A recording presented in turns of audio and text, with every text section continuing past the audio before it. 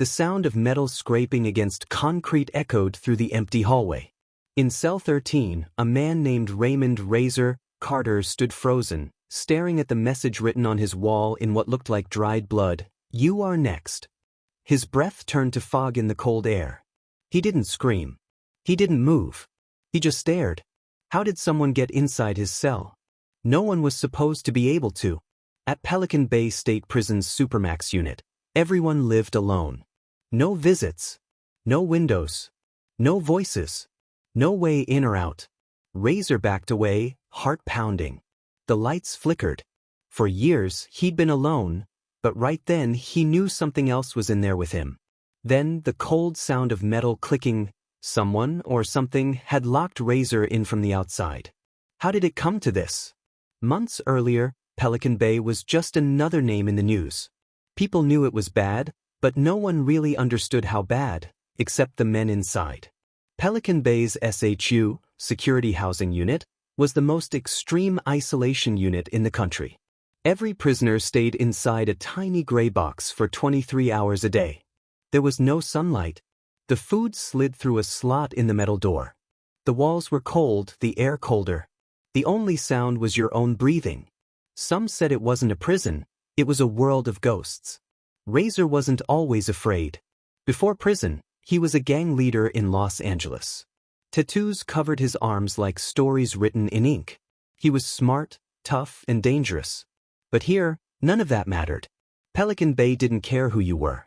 It took everything. Even your mind. The first few weeks, Razor stayed calm. He lifted weights made of water bottles. He memorized every crack in the ceiling. But after months turned to years, things started to change. He would hear voices in the walls. Footsteps in the night. Chains dragging in the dark. He would wake up shaking, staring at the door, sure someone was standing behind it. But every time he was alone. Or was he?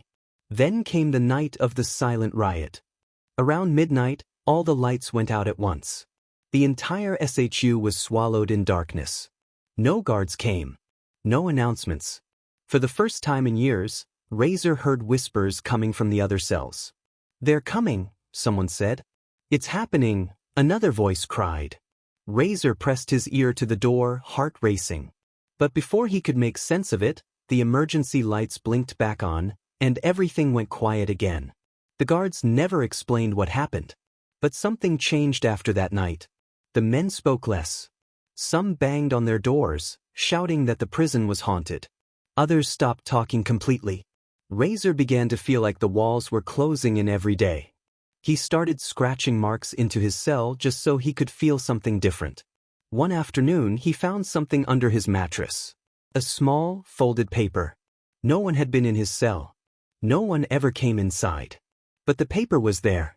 He slowly opened it with shaking hands. It said, "Don't trust the walls." That night, Razor didn't sleep. He sat and stared at the gray bricks, wondering what the message meant. Until the next day, when the message in blood appeared on his wall. Now, locked in, breathing cold air, Razor's pulse was racing. If someone could get to him here, no one was safe. He had heard stories of men losing their minds. But what if the danger wasn't just in their heads? Razor stepped closer to the wall, just as something moved in the shadows behind him. Suddenly, a loud explosion rocked the hallway. Razor stumbled. Alarms blared. Something was very wrong. And that was just the beginning. The explosion shook the entire building. Razor hit the floor, covering his head as dust and pieces of concrete rained down from the ceiling. Sirens screamed. Red lights flashed. The prison felt like it was breathing, alive, angry, awake. Then, for the first time in years, Razor heard something he never thought he'd hear again. Doors unlocking. It was a sound like thunder rolling down the hallway.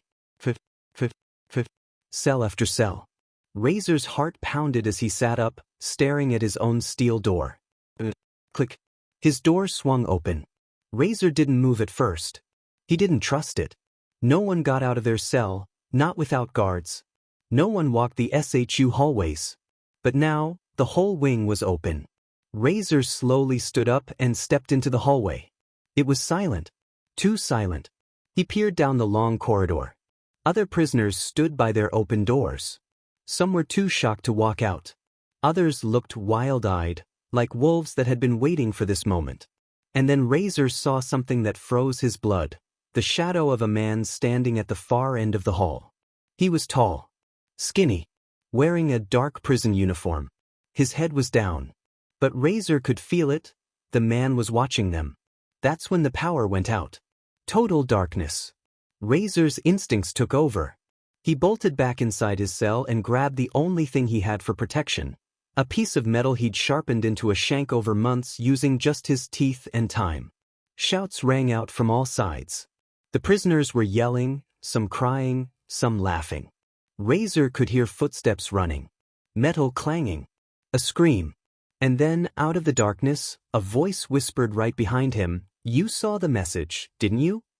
Razor spun around, weapon raised, but no one was there. He backed into the hallway again, breathing hard, trying to see through the dark. Then the emergency lights flickered back on for just a moment. That's when he saw it. A cell door, wide open. And inside, written across the wall in huge, messy letters, "Told you." Razor stepped backward, his feet crunching on broken concrete. He knew one thing for sure now. Something more than just a prison break was happening. Someone, or something, had planned this. The voices, the notes, the warning, the wall messages. Everything led to this. The ground shook again. The air was filled with the sound of boots. Guards were coming. Razor took off running down the hallway, past empty cells, past crying prisoners. Right when he turned a corner, he stopped. There, in the middle of the hallway, was a man sitting calmly on the floor. His head was shaved. His face was thin. He wore a straitjacket. His eyes were fixed on Razor. "I tried to warn you," he said softly.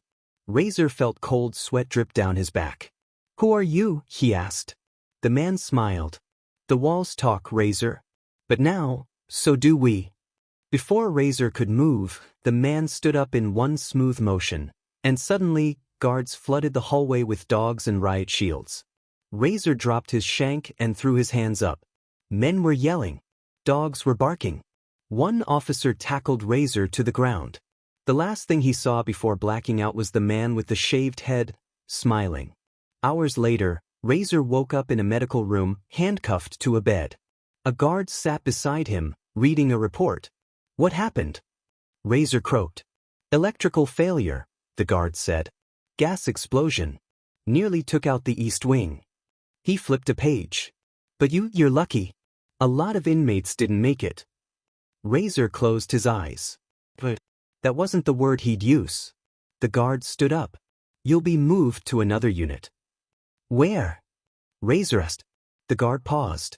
"Someplace quieter. Solitary. Real solitary." Razor's throat tightened. Another cell. Another wall. More silence. But as the guard walked away, Razor heard something no one else in the room seemed to hear. A whisper from behind the wall. "You're not leaving, Razor. None of us are ever leaving." Razor opened his eyes wide. And that's how life in Pelican Bay's Supermax ended for him, not in freedom, but deeper in isolation. Trapped in a world where the walls never stopped talking, where the silence was louder than any scream.